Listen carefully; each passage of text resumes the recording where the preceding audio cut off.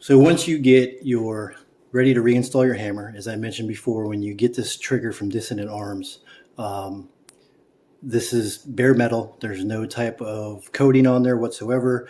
And just for me personally, I like to go ahead and add a little bit of grease onto this, not only just for mechanical operation, but for a little bit of corrosion resistance as well. On my Galil and AKs, and I even also use this on my ARs on the bolt rails, is I just use some of this high temp multi-duty grease. Get it from Walmart. It's just a few bucks. I've had this jar for quite a while. This is what I use to lubricate and grease up my AK, from the rails to the fire control group to the bolt carrier. It is an AK. It has very, very high tolerances. And I know this grease is going to stay put. You know, some of you may have different opinions on that. But this is what I use. You know, use whatever you feel is suitable. And I go ahead and apply it now, because you can't really get to these surfaces after you put the spring on. So again, I'll just take a Q-tip and a little bit, apply some of the grease, wipe off a lot of the excess. And I'm going to go ahead and be ready to put the spring on. So this is the orientation of the hammer that you want to install the spring on. This is the back side of the hammer. This is the forward side that strikes the firing pin. And like I mentioned before, you want to make sure that it goes on, it's facing this way. So let's say the flat side of it is going to end up on the back. You just take one loop, one part of your hammer, wire it on, and then the other. And that's the correct orientation for your hammer spring. Now that I'm ready to put the hammer in, like I mentioned before, some of the struggle of getting this in here is making sure that this little hooked loop goes underneath the linkage for the bolt hold open. Meanwhile, you want this leg of the spring making sure it's going aft. The problem with that is that that's not the direction when you're trying to hold the trigger or the hammer in the correct geometry that it needs to go in. It does not want to go that way. So I think the way I did this before, yes, you drop it in just like so, hook that coil spring, that leg underneath the bolt hold open, make sure the longer leg is facing aft, if you can see it right there if the camera will focus, and then finagle it into position. There we go, like butter.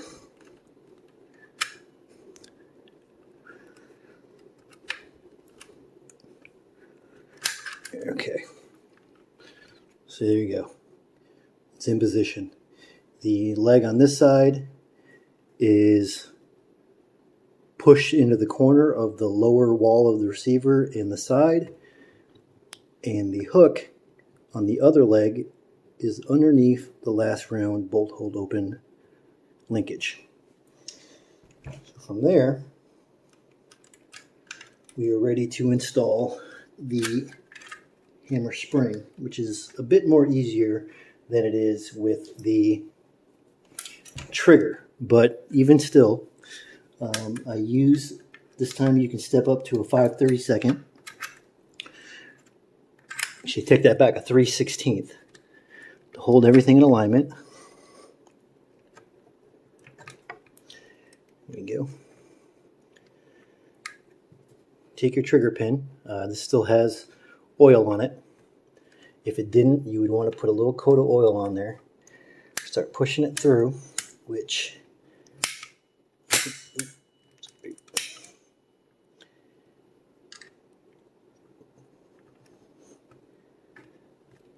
push it through little by little.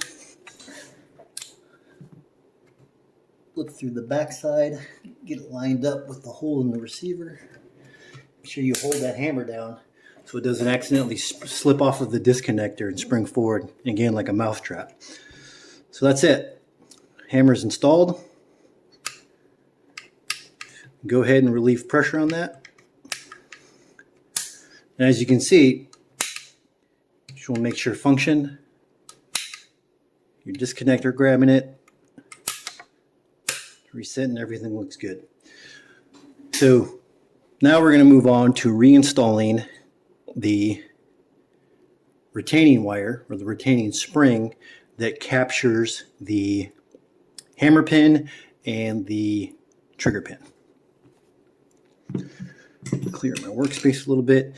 Getting it out or reinstalling it is not really such a big deal. So you want to make sure that you fish it in and that this long leg goes underneath the trigger pin.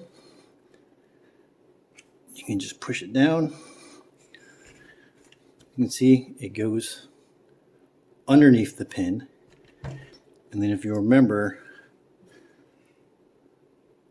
this loop right here, once it slides into position, it's going to loop around the hammer pin. So again, utilizing that very front loop, you can just push down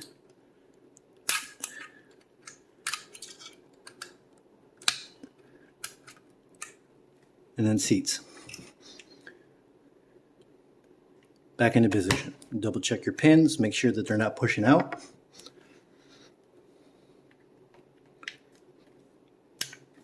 Good to go. Safety's operating like it should. Safety. Hammer's operating like it should. Disconnector's grabbing.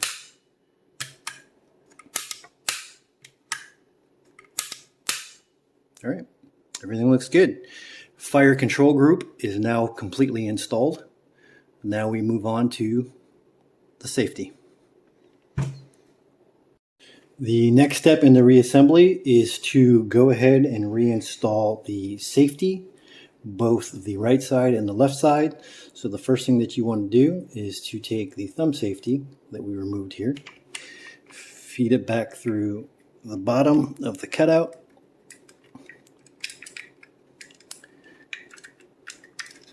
and just loosely get into position. So also, if you haven't already done the modification to the safety detent spring here, now is when you're going to go ahead and do it. You'll have opportunity to check how positive the safety is or not, or how much you've been able to loosen it up.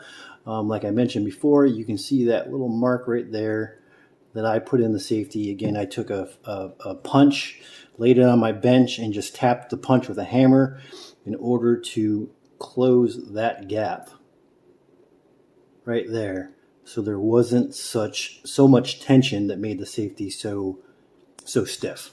And again, that is what engages these little notches on your receiver, and will determine how stiff your safety is or not. So back to the installation. What I have found is once you get the linkage in here, because if you remember, this is how it sits in here. The top peg is what picks up the hole on the other side of the receiver, and the bottom peg is what's going to pick up the hole in the linkage right there. So on the other side of the receiver, I'm kind of holding the lever in place with my thumb. Or I'm sorry, my finger. And what I'm going to try to do, and this might even be easier, when you install the safety, you got to kind of go in at an angle like this, and then hook it around. Pick up the linkage. Oh, it just fell off. Let's see it better for you guys. Pick up the linkage. And then pick up the hole in the receiver. Push it in, it makes an audible click, and now you're home. So this is where you swing it down. Just put some light tension on the safety, and you can test how much pressure there is, how much easy it is to engage that safety or not. So I've already done the modification on mine. It is exactly where I like it to be. So you see now that's installed, and this is just kind of dangling around loose here.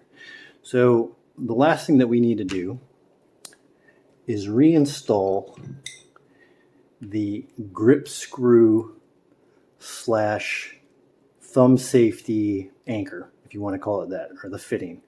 And this is going to drop in, and we have to make sure that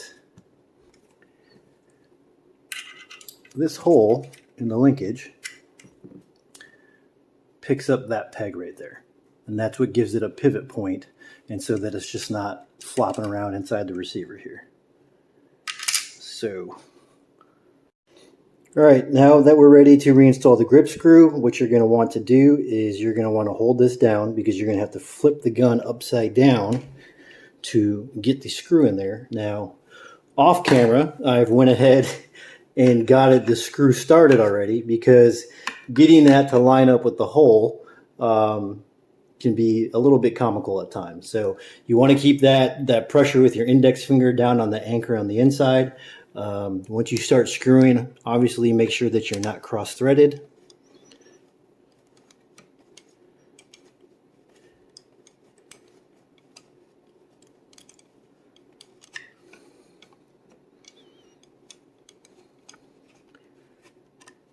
All right, starting to snug up. Now, before I tighten that down completely, I want to make sure that that's sitting down in the receiver the way it should be. As you can see, the screws now protruding through the top of that fitting.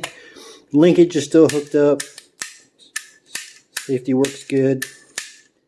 All right, let's go ahead and drive this thing home. So, again, I don't remember the last time tightening this thing down quite as much as I did, or as it was.